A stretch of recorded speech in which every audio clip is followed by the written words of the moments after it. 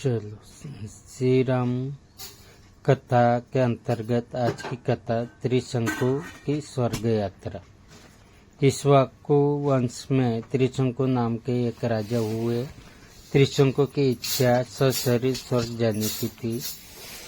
अपनी वार्ता जारी रखते हुए मिथिला राजपुरोहित चतानंद जी ने कहा, इस बीच इक्ष्वाकु वंश में त्रिशंकु नाम के एक राजा हुए। त्रिशंकु की इच्छा सशरीर स्वर्ग जाने की थी, अतः इसके लिए उन्होंने वशिष्ठ जी से यज्ञ करने के लिए कहा। वशिष्ठ जी ने बताया कि मुझ में इतने सामर्थ्य नहीं है कि मैं किसी व्यक्ति को शरीर सहित स्वर्ग भेज सकूं। वशिष्ठ जी के असमर्थता प्रकट करने पर त्रिशंकु ने यही प्रार्थना वशिष्ठ जी के पुत्र से भी की, जो दक्षिण प्रांत में घोर तपस्या कर रहे थे। इस पर वशिष्ठ जी के पुत्रों ने कहा कि अरे मूर्ख, जिस काम को हमारे पिता नहीं कर सके तू उसे हमसे कराना चाहता है। ऐसा प्रतीत होता है कि तू हमारे पिता का अपमान करने के लिए यहाँ आया है। उनके इस प्रकार के कहने से त्रिशंकु ने क्रोधित होकर वशिष्ठ जी के पुत्रों को अपशब्द कहे। वशिष्ठ जी के पुत्रों ने रुष्ट होकर त्रिशंकु को चांडाल हो जाने का शाप दे दिया।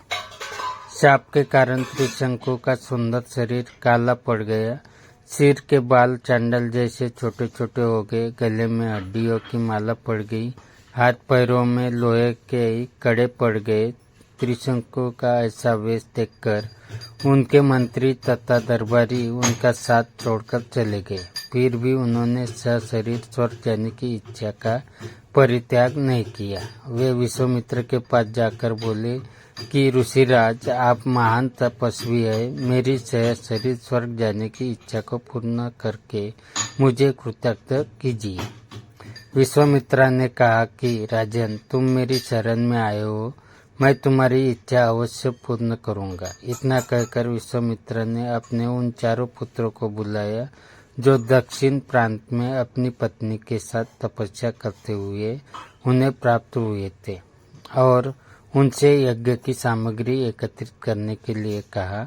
उन्होंने अपने शिष्यों के द्वारा वशिष्ठ के पुत्र सहित वन में रहने वाले सब ऋषि मुनियों को यज्ञ में सम्मिलित होने के लिए निमंत्रण भी भिजवा दिया।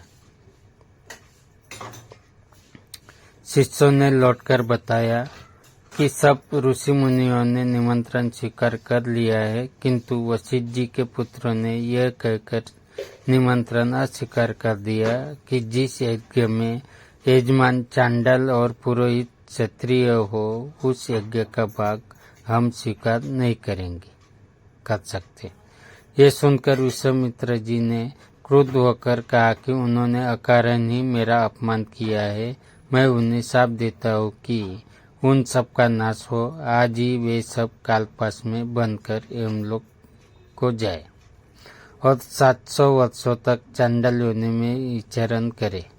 उन्हें खाने के लिए केवल कुत्ते का मांस मिले और सदैव कुरूप बने रहे। इस प्रकार शाप देकर वे यज्ञ की तैयारी में लग गए। सत्तानंद जी ने आगे कहा, हे राघव, विश्वामित्र के शाप से वशिष्ठ जी के पुत्र यमलोक सिधार गए। वशिष्ठ जी के पुत्रों के परिणाम से भयभीत सभी ऋषि मुनियों ने यज्ञ में विश्वामित्र का साथ दिया। यज्ञ की समाप्ति पर विश्वामित्र ने सब देवताओं के नाम लेकर अपने यज्ञ भाग ग्रहण करने के लिए आह्वान किया, किंतु कोई भी देवता अपना भाग लेने नहीं आया। इस पर क्रुद्ध होकर विश्वामित्र ने अर्घ्य हाथ में लेकर कहा कि हे त्रिशंकु, मैं तुझे इस तपस्या के बल से स्वर्ग भेजता हूँ। इतना कहकर विश्वामित्र ने मंत्र पढ़ते हुए आकाश में जल छिड़का और राजा त्रिशंकु शरीर सहित आकाश में चढ़ते हुए स्वर्ग जा पहुँचे।